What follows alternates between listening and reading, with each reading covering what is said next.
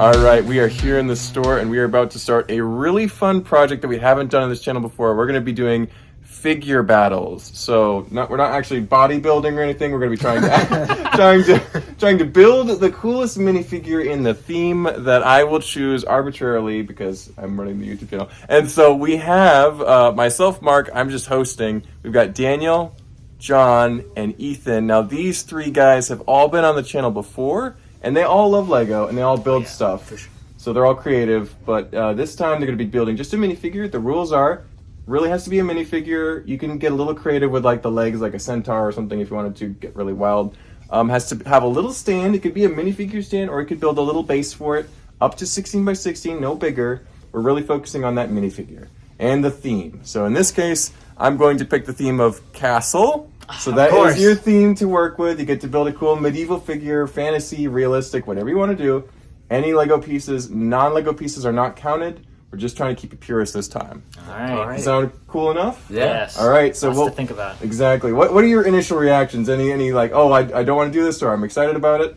You're going to be hard to impress. That's my reaction. Yeah. I know exactly, like pretty much everything you can do in Castle. I want to be surprised though. Let's see. I like Castle because there's a lot of options. Because with the fantasy range, you can go all over the place. You can do orcs, you can do elves, you can do all sorts of crazy stuff. What about you, Ethan? What are you thinking? I'm just excited to build one. There you go.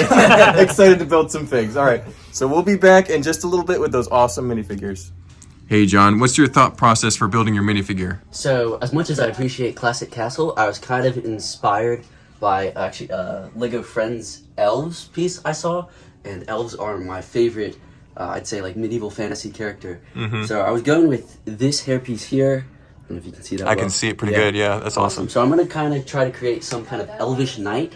Mm-hmm. And it was used on a girl mini doll, but I think I'm going to use it as like a really masculine man bun. Mm-hmm, yeah. Going for it here. There you go. Epic bro. Yeah, yes. There you go. Dude here. Awesome. Yeah, and I think I'm just going to try to match up some color schemes, maybe some like blue and gold, I think is what I'm leaning towards. Mm-hmm. But then also I think it's just going to be a lot of trial and error. Something I really want to nail is I want to make his accessories look good, so get some good capes, and then like some awesome weapons. Yeah, swords and stuff, yeah. Yeah, and I think that will really complete the figure. Nice. Well, thanks, John. Yeah, no problem. So, Ethan, you've got your figure done. You want to explain your thought process and your strategy when constructing this minifigure? So, I just winged it. You just winged it. Yep. Well, that's awesome. Hey, don't fret, because some of the best and greatest genius inspiration can happen on the fly, spontaneously and abruptly. So good luck, Ethan. Thank you. Yeah. Hey, Daniel, what you working on? What's your thought process for your figure? Well, I got inspired by a mock that I saw at Brick World Chicago recently. And so I'm doing something that's going to be an interesting twist on an existing figure, maybe, in a way that we haven't seen them before. It won't be much of a hint, but right now I'm looking for a Tin Man figure. Okay. Won't give you much to go off of, but that's what I'm working on here. That would be pretty cool. Well, good luck with that, Daniel. Yes, alrighty. Alright, so we have these three brave, creative builders with their awesome custom minifigures ready to go. Now, we had a week to work on it. John built his right away because he had wisdom teeth removed, which is why he might be just a tiny bit quieter than usual. And then Daniel and Ethan pretty much were like busy, last minute kind of thing. Well, actually, you guys tried. You did a good job. You got something on the table. A for effort, right? Yeah, I thought I was going to have a little more time this week. It's good. Hey, we all get busy, and thankfully we just managed to work it out. So we have three cool figures. I'm going to give each of you a chance to share about your figure and try and sell it to the audience, because this is a popular vote. It's a full democracy, not even a republic. So, Daniel, you're closest to me. Why don't you start and describe what you've got on the table here? All right, what we have here, as Mark actually christened it, was the Medievalorian. This was inspired by a build that I saw at Brick World Chicago, where somebody had done all of Cloud City, but reimagined as medieval figures. So, Chewbacca was just a guy with a big bushy beard, and Darth Vader was just like a guy dressed in like all this black armor who had a broadsword, and he was, out on the edge of a cliff trying to kill or cut Luke's hand off, and he was going to fall off the edge of the cliff. So anyway, I did the Mandalorian here as a knight, so he's got kind of a Beskar helmet and a Beskar lance instead of a spear, Mm-hmm. and then since his armor is not as technologically advanced, he has a real bird for his whistling birds that can, I guess, he can sick it on people and Yeah, it exactly. will attack them. Attack! Yes, and Baby Yoda here is he's a second figure, so he's more just like an accessory. He doesn't He's necessarily got a baby count. goblin. Yes, so I've used a torso from the Fantasy era castle, I Mhm. believe.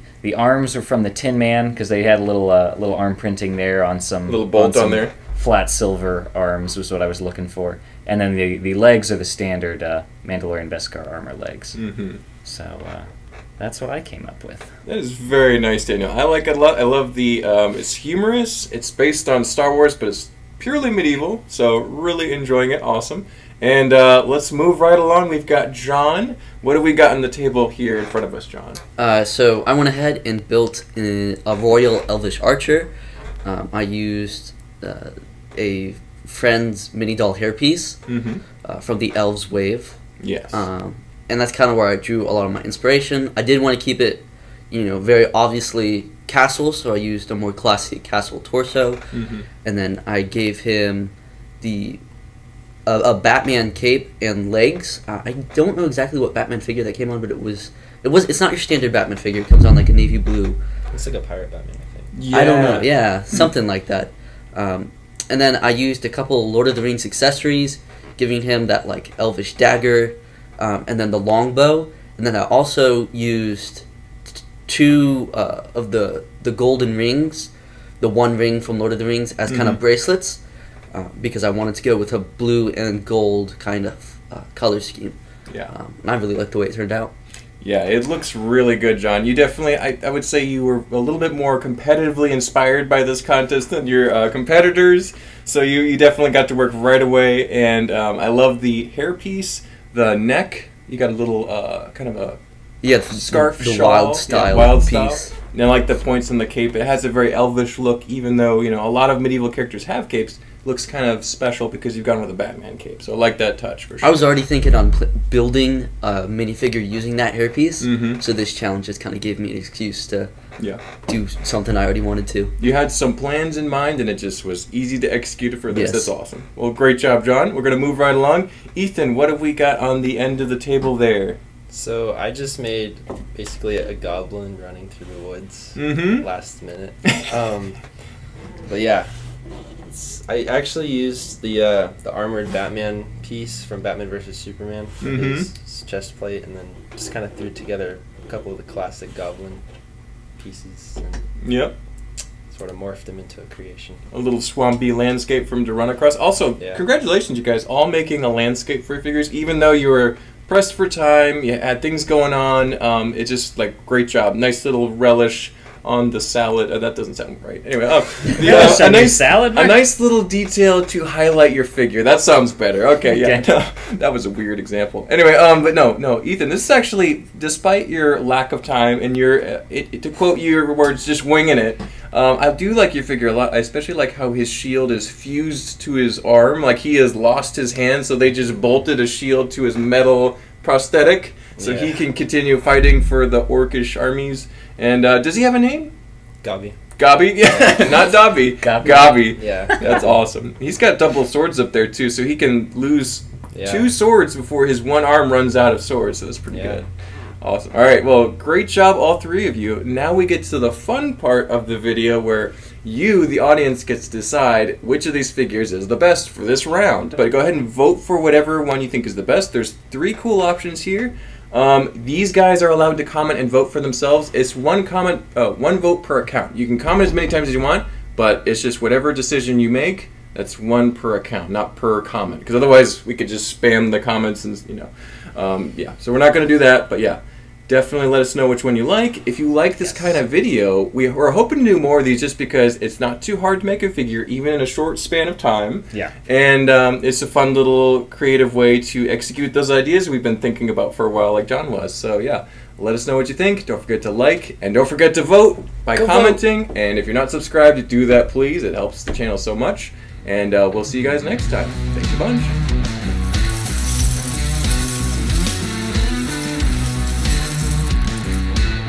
All right, so we have these. Excuse me. It didn't sound good. All right. That's gonna be on the cut for sure. It is, yeah. That's gonna be the outtakes. I'm gonna do the outtakes. All right.